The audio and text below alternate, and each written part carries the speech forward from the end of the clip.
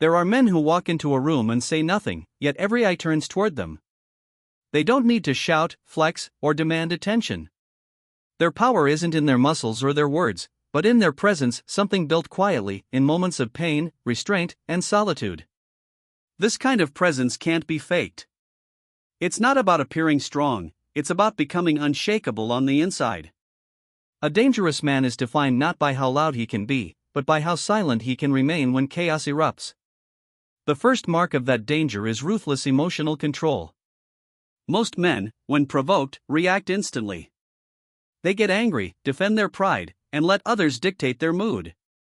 But the man who has mastered himself does not react, he simply observes. He knows that if someone can make him angry, they own him. So, when insulted or tested, he stays calm. His silence unsettles people, because they can't predict what he'll do next. The man who doesn't flinch, doesn't explain, and doesn't need validation becomes a mirror that makes others question their own power. That same calm extends into another rare strength, complete indifference to opinion. The dangerous man doesn't chase approval or fear rejection. He doesn't explain his choices or seek applause. He moves through the world guided by his own code, not the crowd's noise. Marcus Aurelius once said, "We all love ourselves more than other people, but care more about their opinions than our own." Most men live trapped by that contradiction, shaping themselves to please others. But the man who breaks free from it becomes unreachable.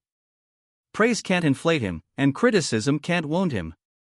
His silence isn't weakness, it's chosen.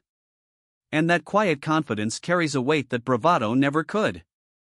People sense it. If he ever decided to act, nothing would stand in his way. His power also comes from mastery over desire. The world manipulates through temptation, offering pleasure, money, recognition. Most men are slaves to their wants. But the man who can look at beauty, fortune, or power and simply walk away holds something terrifying. He cannot be bought, seduced, or bribed. Seneca said, "It is not the man who has too little, but the man who craves more, who is poor." The man who wants less fears nothing. He doesn't cling to what he has, and that makes him unbreakable. The less he needs, the freer he becomes. And in that freedom lies his quiet danger, a message to the world that says, "You have no leverage over me." Finally, when the world spins into chaos, the dangerous man remains still. Others shout, panic, or fight to be heard. He doesn't raise his voice or let emotion rule him. He knows what few understand: stillness is power. Marcus Aurelius wrote, "The nearer a man comes to a calm mind, the closer he is to strength." When others lose control, he stays grounded.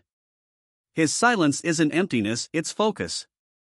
People feel it before he even speaks, like the air before a storm. He doesn't fight every battle, he chooses when to strike and when to walk away.